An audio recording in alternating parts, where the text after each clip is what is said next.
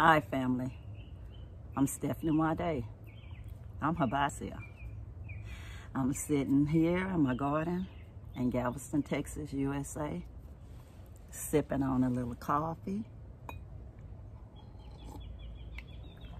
And I had been eating a little cake, just old pound cake,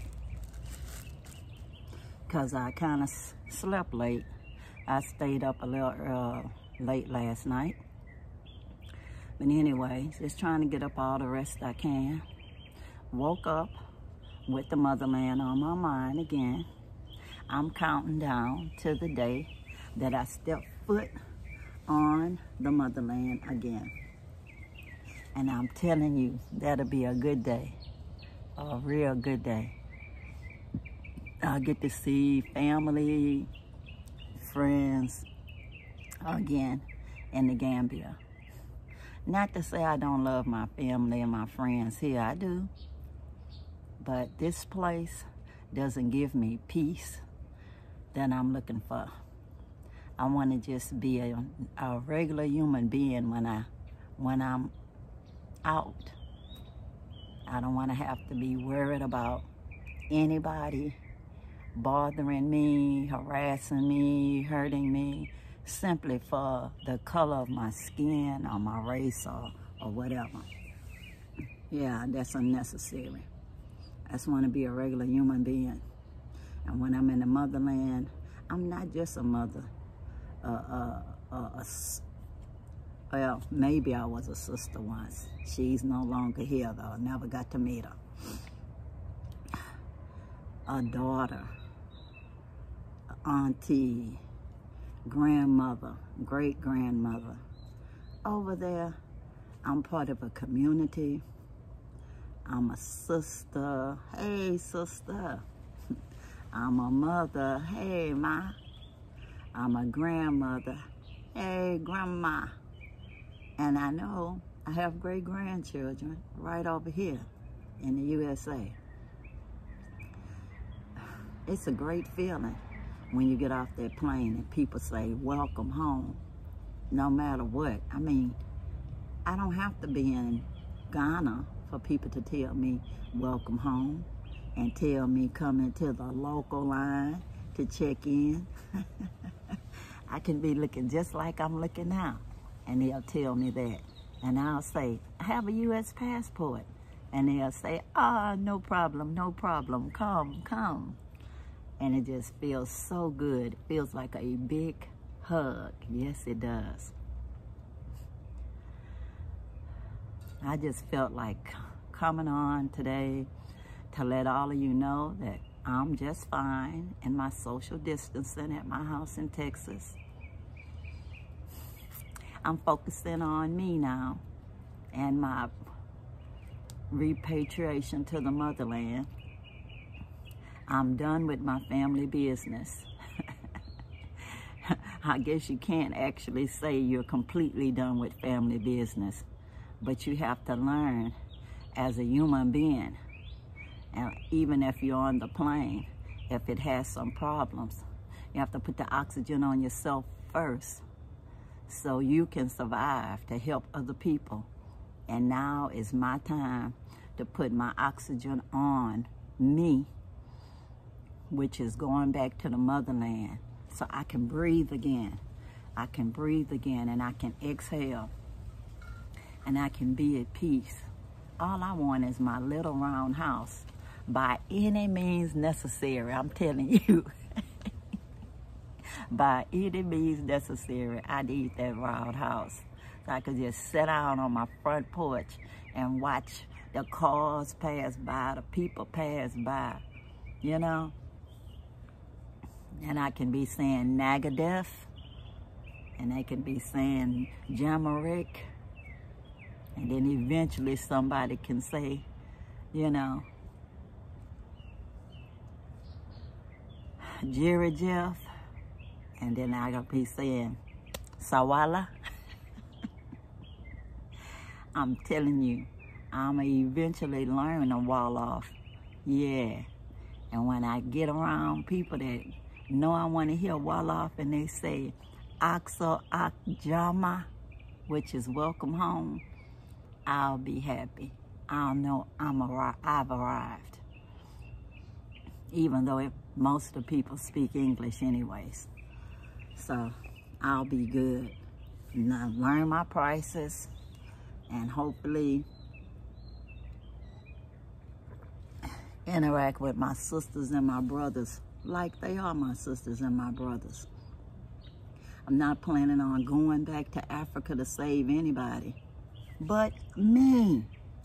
That's who I'm going to save, me. I need it because my soul is crying out to go back.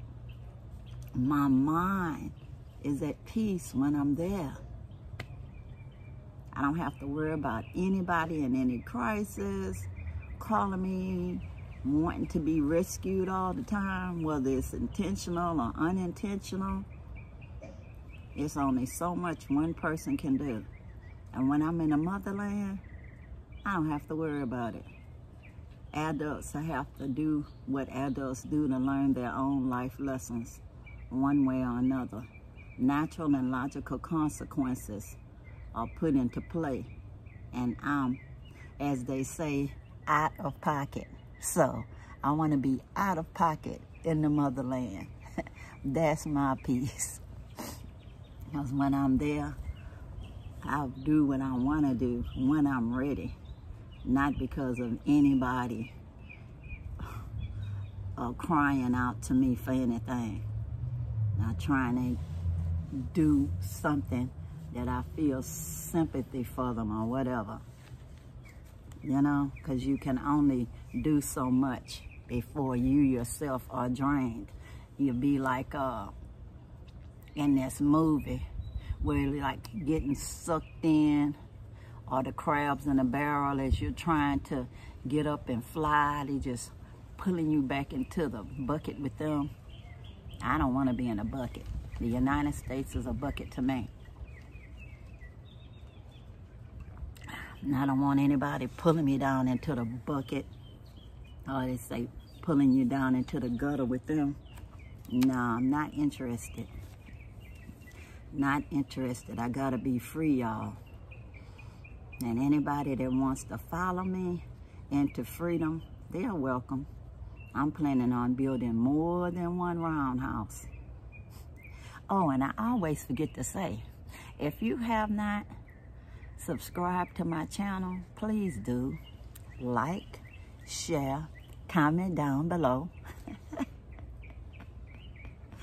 Yeah, do that. I'll be sharing a little of this title with y'all today. The Wisdom of the Elders, Inspiring Reflections from the Heart of African American Culture. And if I do anything in the motherland to connect my local brothers and sisters in the motherland with African American culture, it'll be from the ancestors who were pretty much directly off the boat from the motherland themselves. So it'll be their ancestors as well as my ancestors' wisdom. So how can you influence somebody with their own culture? You'll influence them with the culture as it was changed and brought back. And that's a good thing. That total immersion is a good thing. I'll never bring any ghetto-nese behavior there because I'm not a ghettoite. I've never been a ghettoite. And I don't long to be a ghettoite.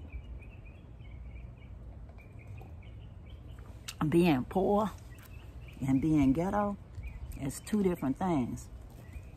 Being poor is temporary if you want it to be, because you have all kinds of potential wealth locked up inside of you. The ancestors have put it there. If you're willing to just write it down and share it. Because when you're sharing something that you're passionate about, you'll be blessed by the funds to make it happen. Whether you have to sell something that you don't want to sell, as they say, let it go. Even yesterday, I tried to let go of one of my ceramic, just like a little ceramic plaque that my mother had. Somebody had broke the little ceramic piece nose, so I put it in the trash can. Somebody else passed through, they didn't want to let go, and they took it out the trash can and put it back on the counter.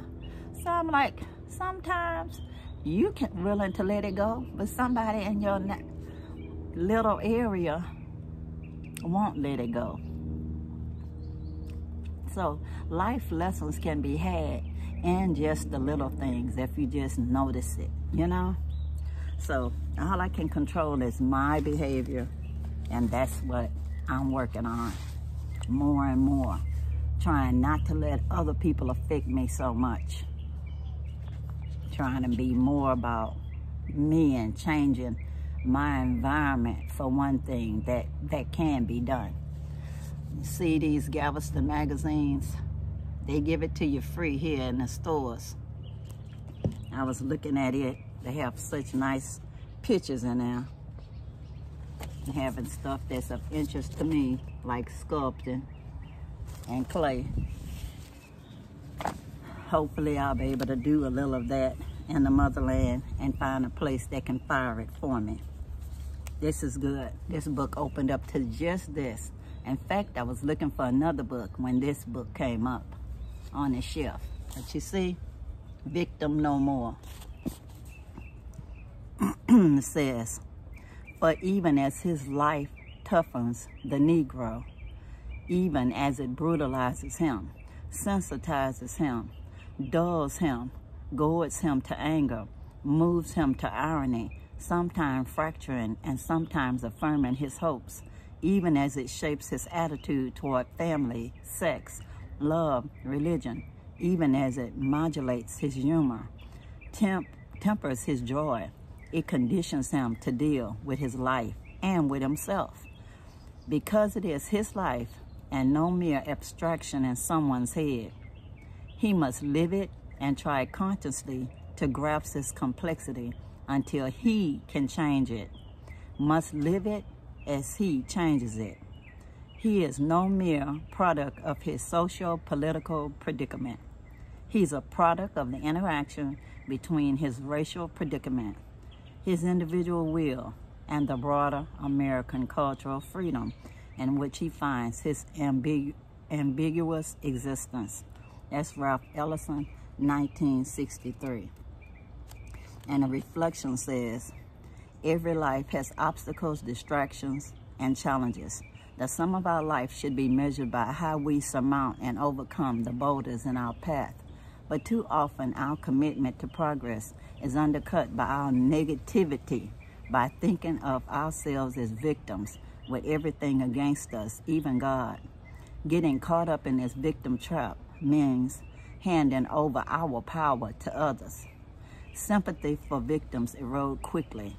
No one ever sees a victim on equal footing with themselves. Victims can make few demands that anyone will honor. A brother once told me, everything happens to black folks. God must not like us. May not like us too, though. You don't see what we face happens to whites. Not true. Whites have their own shares of disasters and tragedies to bear. Our energy and focus must not be wasted on counting who shed the most tears or who suffered the greatest pain. We are survivors, not victims. There is no quit in us. We must act as strivers and achievers, nothing less. We are never without options, despite the challenge that life brings." I like that. We are never without options, despite the challenge that life brings. So anyway, guys, I just want to tell y'all, I remember when my cousin, I won't even use her name, used to tell me, they used to really irk me. She'll say, "Better you than me, child." If something bad was happening to me, like somehow it was good that it was happening to me instead of to her. It's like, what kind of compassion was that? That made me not want to share anything anything with her anymore. Because I was looking for somebody to just give me a sympathetic ear. I wasn't looking for anybody to solve my problems, you know? But why act like it's better that person's problem than yours? It's not good that anybody has to have problems at all, you know? We need to all learn to have empathy, or if not empathy, sympathy for our fellows, you know, and our fellow sisters and brothers, you know? I hope y'all never tell anybody, better you than me, child. That is just so cruel, you know? Just listen, that's all. If you can't say something good, please don't say nothing at all. Just listen, that's all. And say, I hear you. That's adequate, actually. You know? But all that other stuff, no. And borrowing trouble. If a person is already having trouble, don't borrow them more trouble, as my grandmother say. She say, don't borrow trouble. Trouble will find you. I don't need to hear no extra bad weather reports. I don't need to hear any other negative scenarios that could happen. They're going to happen as they're supposed to happen. Destiny will happen. You can't change destiny. Sometimes you look in Groundhog Day kind of movies, and the more people try and try and try, the end result happens anyway. So sometimes all you can do is pray if you're going to pray. If you believe in ancestors, talk to your ancestors, and then you'll have to eventually let it go. Because you have to learn to accept the things you cannot control. Change what you can, like the Serenity Prayer says. Learn to know the difference, you know? Learn to know the difference so you can keep your own sanity and you can control your own happiness. Anyway, guys, I'm going to take some pictures of my garden so y'all can see how it survived the little beta storm that happened when I left. It's amazing how the Creator takes care of everything when you're gone. A lot of the times. Not all the time, because some people lost their houses and property. I'm not going to discount that. But I'm just talking about what happened with my garden. My little moringa tree was leaning all to the side. I had to prop it up. This one right here. I had to prop it up. But it has a little baby moringa tree below it that's doing just fine. I didn't know it was going to make it, but it did. It even kept all of its leaves. But anyways, I'm going to take pictures so you guys can see. And it'll be at the end of this trailer.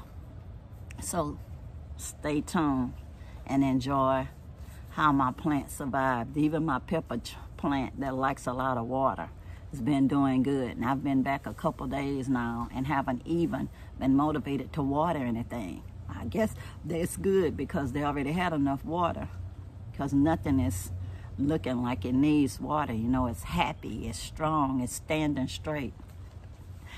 So anyway, guys, I love you all, and remember to be empathetic to your brothers and your sisters.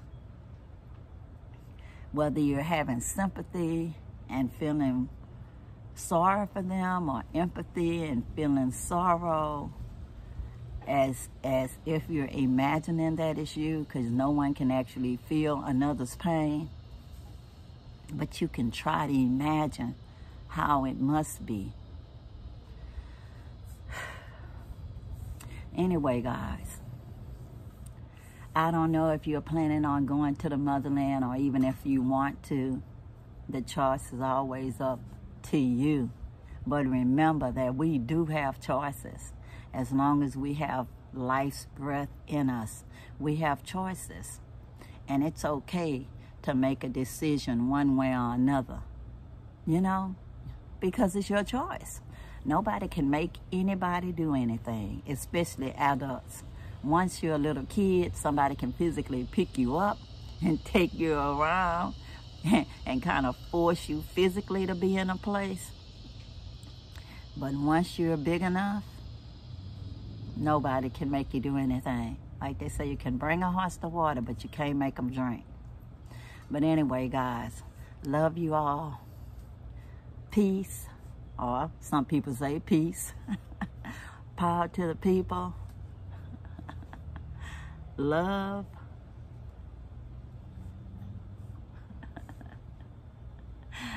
And I'm out, y'all. Love y'all. Bye.